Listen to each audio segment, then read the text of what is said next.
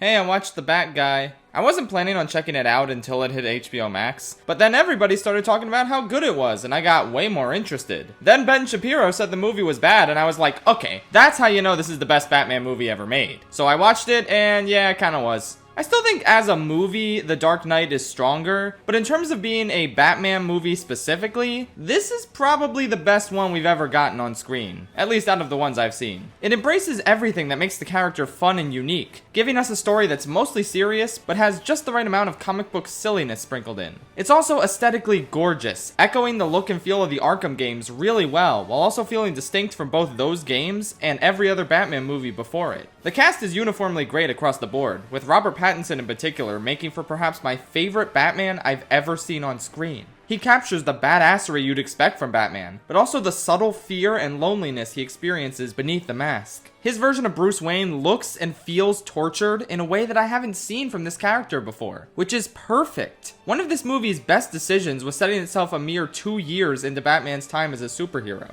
because this Batman isn't fully formed yet, and that's fascinating. He makes mistakes, he's left in vulnerable positions sometimes, and he still needs to grow emotionally as a person. As a result, his journey throughout this movie, coming to terms with aspects of his past and trying to build a better future for himself and his city, is just so powerful. But we'll get more into that in spoiler territory. First, can we talk about the score? The score for this movie fucks hard. Michael Giacchino can do no wrong. He's always been one of my favorite composers, even when I was 6 years old and had no idea who he was. I just heard that incredible score that goes ba ba ba. And I said, damn, that's some good music. I didn't say damn though, I was 6. I was only allowed to watch wholesome movies at that age without any swears. Like this one. May his stinking, maggot-covered corpse rot in the fiery depths of hell. Fun for the whole family. But yeah, this is honestly one of the best scores in comic book movie history. It's so invigorating and eerie and haunting and beautiful, and damn, you better get this guy's Oscar ready, Academy. How has he not even been nominated since Up? Fuck y'all. The cinematography and direction are also incredibly strong, and the action. Whoo, sweet mama, the action. It's so well choreographed and visceral and thoroughly gripping. Like, they took a look at that pretty cool warehouse scene in Batman v Superman and said, yeah, actually, that was just okay. Look what we can do. When the Batmobile jumps through those flames, I said, out loud, this is cinema. I don't want to hear any arguments this time, Martin. Just kidding, I don't really have any beef with what Scorsese said about Marvel movies. I mean, how could I? He was in Shark Tale. That completely invalidates all criticism of him.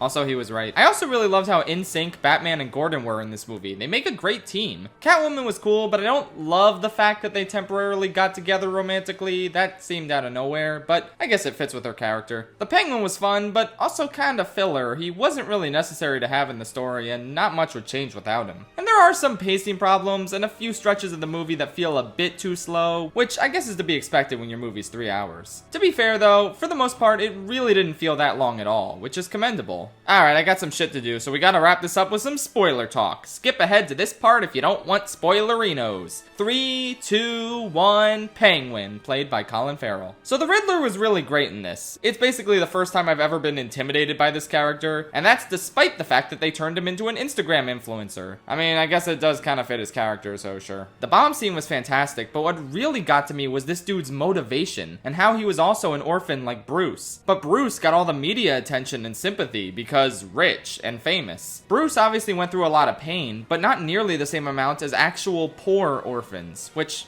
I never really thought about that. That's an interesting breakdown of this aspect of his character that we've all just kind of taken for granted over the years. But the way Riddler talks about how Batman inspired him, plus the way Catwoman seeks vengeance on Falcone and expects Batman to help her kill him, really makes you think, oh shit, is Batman striking fear into the hearts of criminals a bad influence on others? It's a question previous Batman movies haven't really grappled with, but it's so compelling to call into question this core aspect of the character. For the first hour and a half or so, this is just an incredibly well executed, standard Batman detective story. But the introduction of this particular theme elevates it to something more. It all comes to a head during the final battle, where Riddler's army of Redditors are trying to assassinate the new mayor. They pin one of them down and ask who he is, and he says, "I'm vengeance." And let me tell you, that gave me full body chills. Because I was thinking that throughout the second half of the movie. How Catwoman and Riddler both probably consider themselves to be vengeance in the same way Batman would. But their version of it is far more extreme and twisted and damaging. It's like Baljeet said that one time. Violence can only lead to more violence. And so Batman instead decides to focus on saving people trapped in the flood. And like, I doubt this scene was intended to be a tearjerker, but I actually got a little misty-eyed seeing him help others. Because that's just not what we associate Batman with.